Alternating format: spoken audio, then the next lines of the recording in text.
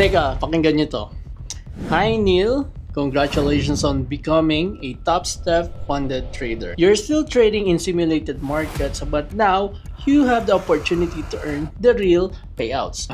Sarap pakinggan mga Lodikis, di ba? So gusto nyo ba makareceive din ng mga ganitong email? Panoorin nyo tong video na to. So pag-uusapan natin today kung paano nga ba makakapasa sa mga funded accounts. So currently, ang ginagamit kong mga funded accounts is future markets. And compare sa mga CFD brokers na meron silang different way para makapasa ka sa mga challenge accounts nila. So pagpasa ng mga challenge account, hindi lang ito about sa profitable strategy na dapat yung strategy mo, dapat ganito. Kasama din dito yung mga fundamentals. Meron akong tatlong katanungan na dapat mong itanong sa sarili mo bago ka mag-take ng mga challenge account. So una, frequency. Pangalawa is budget.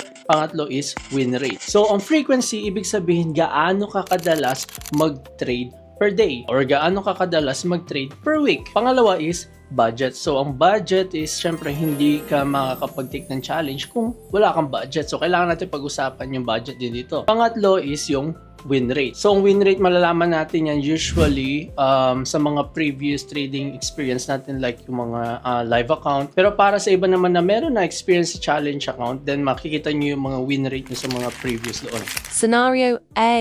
So, kung ang frequency mo is low, ang budget mo is high, ang win rate mo is high, ang masasabi ko is mag-take ka ng high risk. So, kapag sinabi kong high risk, kapag meron kang maximum loss limit ng $1,000 only para may pasa mo yung challenge, at least mag-risk ka ng $500 per trade. Meaning, dalawang trade mo lang, maboblow mo na yung account na yun. So, bakit high risk ang sinabi ko dito? So, kung ang frequency mo is low, it means madalang ka lang mag-trade. At the same time, may budget ka naman kung maboblow mo yung account mo. Dito sa prop firm mga Lodi Cakes, hindi naman dapat natin paabutin ng isang buwan yung isang challenge account dahil most of the prop firm ay merong monthly subscription. Kung walang monthly subscription yung prop firm mo, that's good. Pero most of the futures prop firm, meron silang monthly subscription and dapat hindi natin pinapatagal challenge account para hindi tayo ma-charge ng monthly subscription. And at the same time, sinabi ko nga, high budget, that means marami kang pera pabili ng mga challenge account. Ang point ko dito is kung mataas naman yung win rate mo, malaki ang chance na may pasa mo yung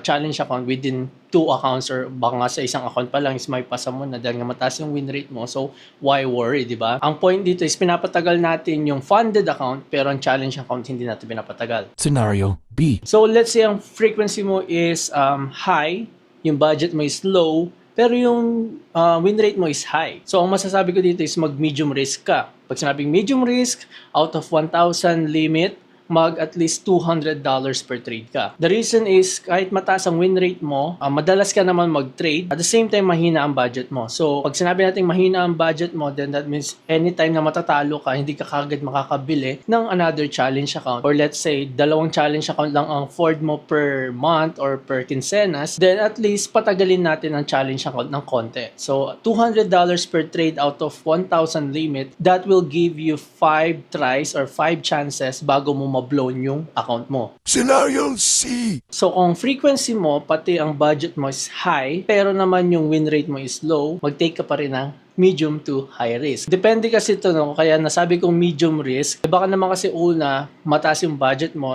Kung mahina naman ang win rate mo, then malaki ang chance na maraming accounts ka na maboblow dito. Na let's say, out of 20 accounts, maboblow mo yung 15 accounts bago ka makapasa ng isang challenge account. That's why, nilalagay ko siya sa medium to high. And kapag napapansin ko na natatalo ako ng sunod-sunod, itatry kong babaan yung risk ko sa mga susunod na challenge account para mas ma-maximize natin yung mga positions natin at mas magkaroon ng room for potential win. So pag sinabi ko medium to high risk, at least $300 to $500 per trade. Scenario D. So kapag naman ang frequency at ang budget mo is low, pero ang win rate mo is high, mag-take ka pa rin ng medium risk. So kapag sabi ko yung budget mo is low, that means hindi ka makakabili ng account anytime na naboblow mo ito. Pero yung frequency mo naman is low or hindi ka madalas mag-trade, then masasabi kong in between siya, no? So nagbabalance out, wala kang pambili, pero at the same time minsan ka lang mag-trade. Then at the same time yung win rate mo is mataas, then malaki ang chance na may pasa mo ito sa isa or sa dalawang try lang. That's why medium risk $200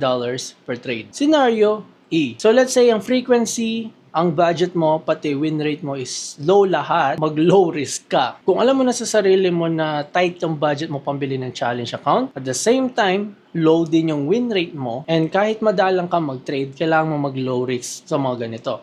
Bakit? Una-una, kung mahina ang win rate mo, then out of 10 trades, may chance na dalawa lang may panalo mo doon. Then at the same time, pag na-blow mo yung account mo, mahirapan kang bumili ng another challenge account. So at least, pag sinabi ko low risk, $100 per trade, meron ka ng 10 tries para may pasa mo yung account na yon. Sin F. So kung ang frequency, ang budget natin, and yung win rate natin is high, huwag mo nang panoorin to. Ang gawin mo is enjoy mo na lang buhay mo, like mo tong page na to, at i-comment mo kung ano yung strategy na ginagamit mo para makapasa ng challenge account, at maranasan din ito ng mga kababayan natin na gusto din makapasa tulad mo.